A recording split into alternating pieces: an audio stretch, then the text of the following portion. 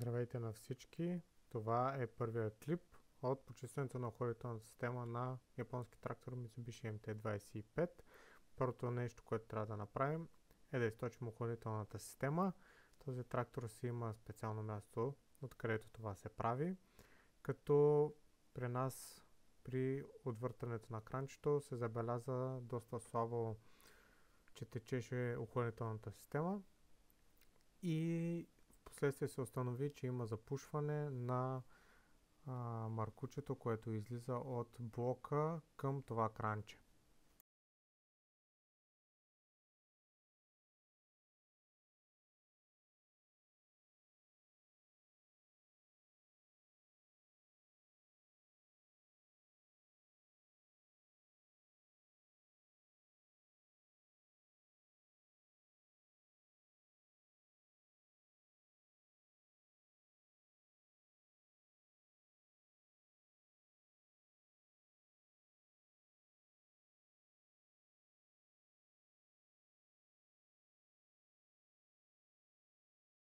След като източихме антифриза от системата, преминаваме към премахване на предната маска и разширителния съд на охладителната система, като той се държи на шейна, в която влиза, и маркучът, който излиза от него, се държи с една скоба, която се премахва с ръка.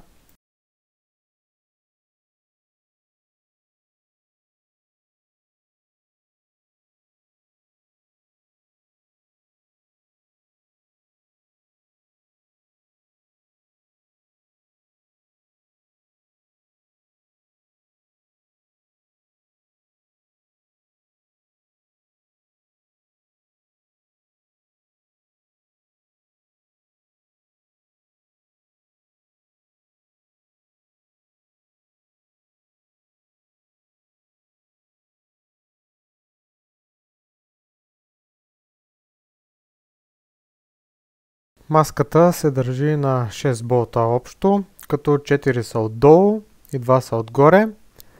При мен двата болта отгоре са заменени с свинска опашка, по простата причина, че докато обработвах дворове, имаше клони и се закачаше, като използвах времето на този ремонт да поправя и двата болта отгоре, за да може да си добие заводския вид.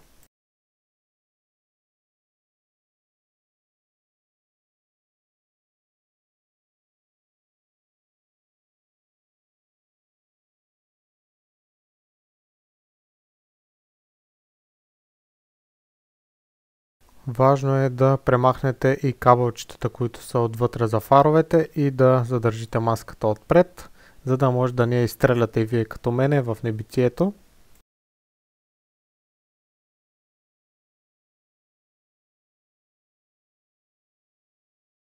За да продължим по-напред с разглобяването, трябва да премахнем и останалите пречки. Следващото нещо, което трябва да премахна, е въздушният филтър, който се държи с една голяма скоба за корпуса и в задната си част за смукателния маркуч, като смукателния маркуч също се държи с скоба за основата.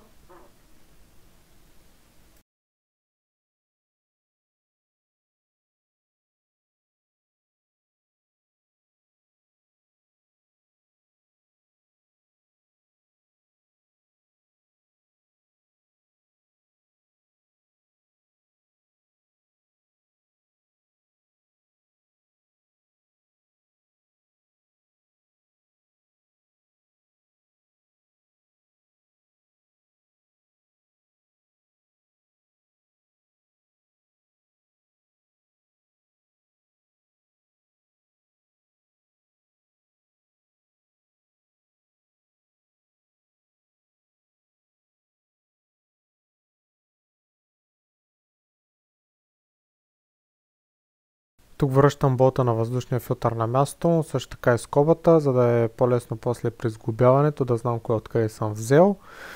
И преминавам към премахване на акумулатора, който отгоре има стойка, за да го държи при неравности да не подскача. Като хубаво да се спазва последователността на откачане на акумулатора, първо минуса и след това плюса, за да може да не заварим ключа, с който разглобяваме акумулатора за корпуса.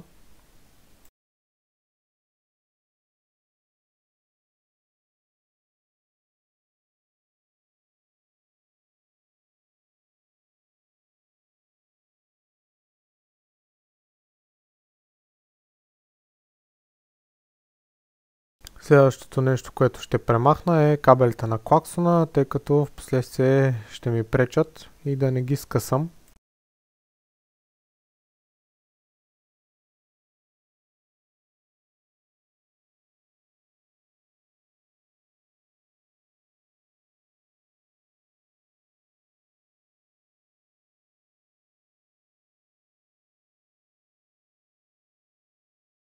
След премахването на акумулатора, следващото е решетката пред радиатора. След нейното махане ще имам по-добър достъп до водния радиатор. И след това започвам свалянето на капакът, който е над двигателя. Той се държи на общо 4 болта, 2 отпред и 2 от задната страна.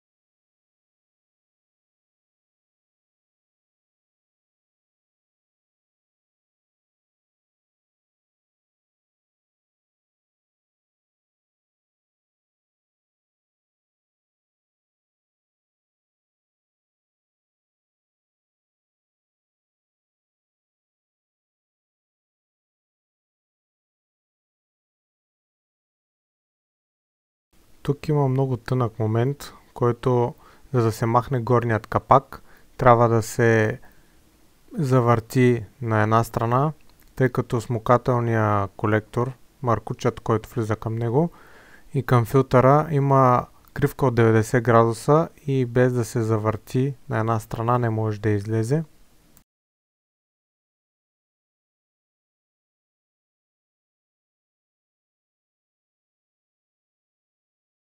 Първо, тук премахвам скобата на горния маркуч, за да мога да го освободя и да го откача от радиатора.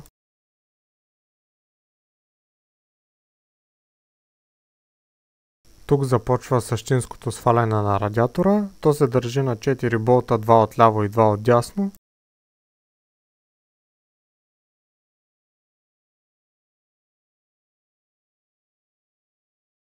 След премахване на болтовете, които държат радиатора, следва премахване на тези, които държат дифузиора на перката, тъй като не може да се премахне радиатора свободно, без да бъде премахнат дифузиора.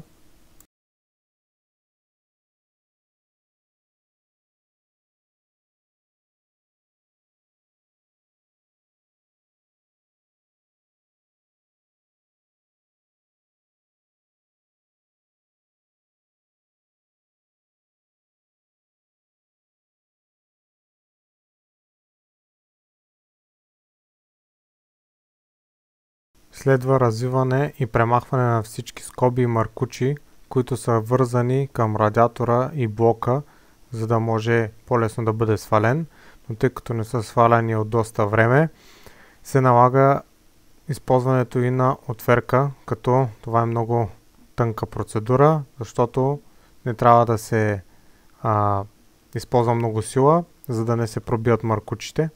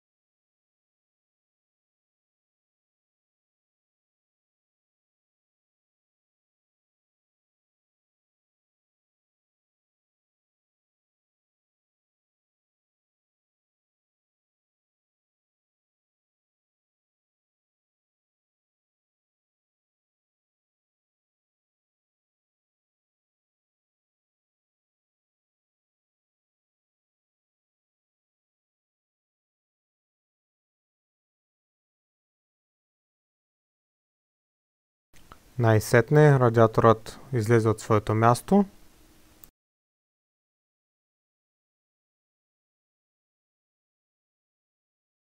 Сами ще видите колко плътно са набити боклуците и не позволяват охлаждането на охладителната течност, като по този начин могат да повредят много сериозно машината.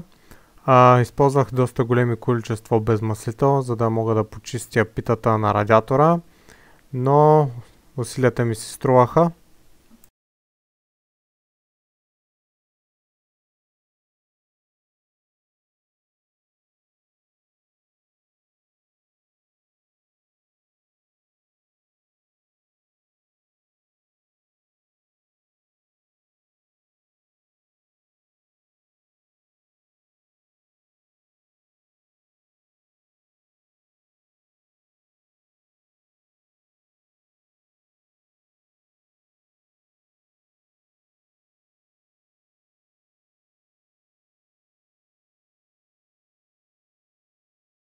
Тук реших да използвам момента, тъй като съм свалил всичко, за по-лесен достъп да сменя ремъка, който върти водната помпа и генератора, тъй като от дълго време не е сменен и от употребата се е износил доста. Като как става това? Развиват се двата болта, един отгоре, един отдолу на генератора и се отпуска ремъка, за да може да бъде изкаран по-лесно. Благодаря на всички, че изгледахте този клип и очаквайте втора част, където ще сглобя вече почистеният радиатор.